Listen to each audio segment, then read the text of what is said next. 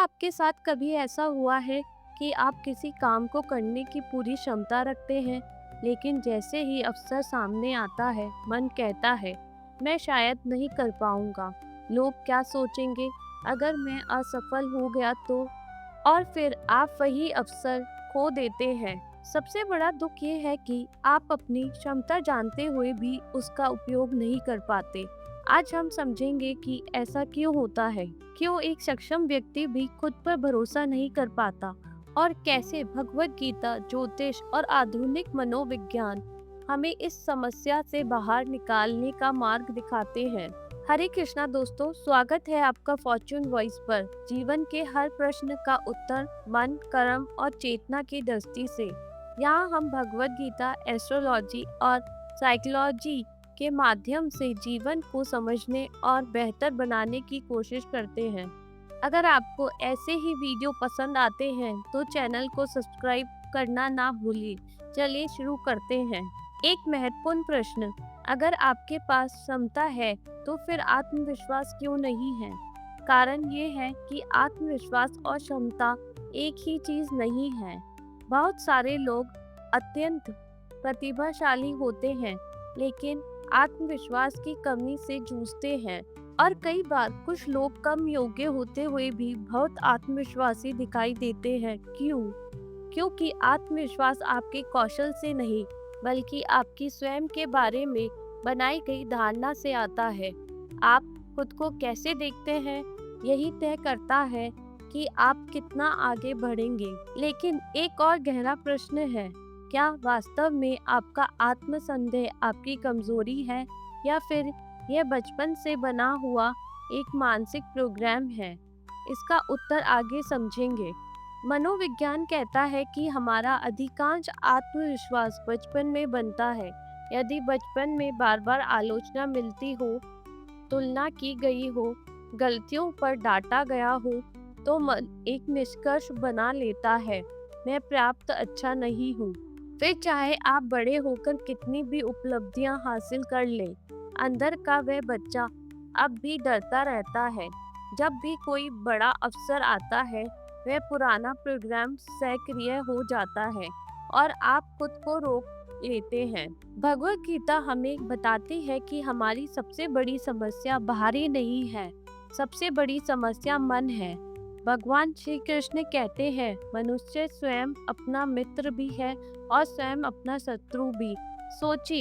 सोचिए, यदि आपका मन हर समय आपको कमजोर, अयोग्य और असफल बताता रहे, तो दुनिया का कोई भी व्यक्ति आपको आत्मविश्वास नहीं दे सकता। लेकिन यदि आपका मन आपका मित्र बन जाए, तो परिस्थितियां कैसी भी हो, आप आगे बढ़ सकते हैं। लेकिन मन हमारा शत्रु बनता कैसे है? और कुछ लोग जन्म से ही अधिक आत्मविश्वासी क्यों दिखाई देते हैं? इसमें ज्योतिष क्या कहती है? ज्योतिष में आत्मविश्वास का संबंध मुख्य रूप से सूर्य से माना जाता है। सूर्य आत्मबल, पहचान और नेतृत्व का प्रतिनिधित्व करता है। जब जीवन में सूर्य की ऊर्जा कमजोर महसूस होती है, तो व्यक्ति अपनी ही क्षमताओं पर प्रश्न उठाने लगता है। उसे लगता है कि शायद वह पर्याप्त नहीं है। लेकिन यहाँ एक महत्वपूर्ण बात समझिए, ज्योतिष आपको सीमित नहीं करती, यह केवल आपकी मानसिक प्रवृत्तियों को दिखाती है। यदि किसी क्षेत्र में चुनौती है, तो उसी क्षेत्र में विकास की संभावना भी होती है। याद रखिए, ग्रह दिशा दिखाते हैं, निर्णय नहीं लेते। निर्णय हमेशा आपका होता है। अब आते हैं सबसे महत्वपूर्ण कारण पर। अधिकांश लोग असफलता से नहीं डरते, वे निर्णय से डरते हैं। लोग क्या सोचेंगे अगर मैं गलत साबित हुआ तो? अगर मैं सफल नहीं हुआ तो? लेकिन सच्चाई ये है कि दुनिया उतना आपके बारे में नहीं सोचती जितना आप सोचते हैं।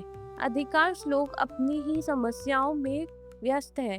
फिर भी कल्पना में हम हजारों आलोचकों को अपने सामने खड़ा कर लेते हैं और वहीं रुक जाते हैं। क्या आपने कभी महसूस किया है कि सफलता मिलने के बाद भी लगता है, मैं इसके योग्य नहीं हूँ? किसी दिन सबको पता चल जाएगा कि मैं उतना अच्छा नहीं हूँ। इसे साइकोलॉजी में इम्पोस्टर सिंड्रोम कहते हैं।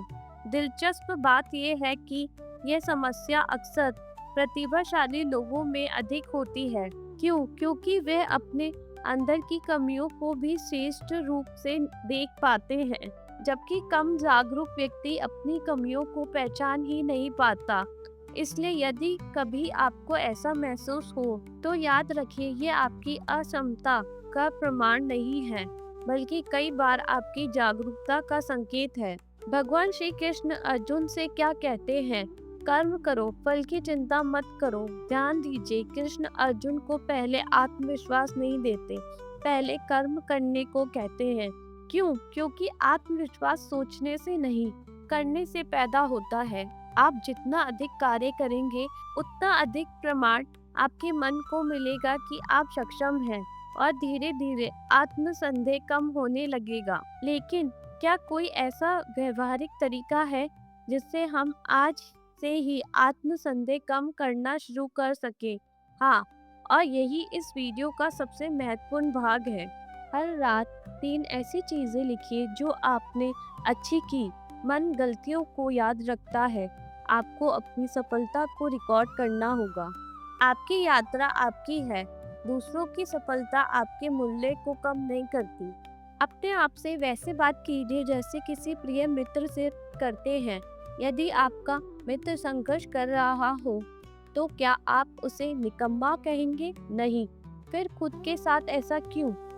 अधिकांश लोग सोचते हैं पहले आत्मविश्वास आएगा, फिर मैं कार्य करूंगा। सच्चाई उल्टी है, पहले कार्य कीजिए, फिर आत्मविश्वास आएगा। दोस्तों, याद रखिए, आपका आत्मसंदेह आपकी वास्तविकता नहीं है। यह केवल एक विचार है, और हर विचार सत्य नहीं होता। भगवत गीता हमें सिखाती है कि हम अपनी असफलताएं नहीं हैं, हम अपनी सीमित धारणाएं नहीं हैं। आपके अंदर उससे कहीं अधिक शक्ति है जितनी आप आज देखते हैं। शायद इस समय आपको खुद पर भरोसा ना हो, लेकिन ईश्वर को आपकी क्षमता पर भरोसा है, इसलिए आपको यह जीवन मिला है। इसलिए अगली बार जब मन कहे मैं नहीं कर सकता, तो रुककर स्वयं से पूछिए, क्या ये सच है या फिर ये केवल मेरा पुराना डर बोल रहा है?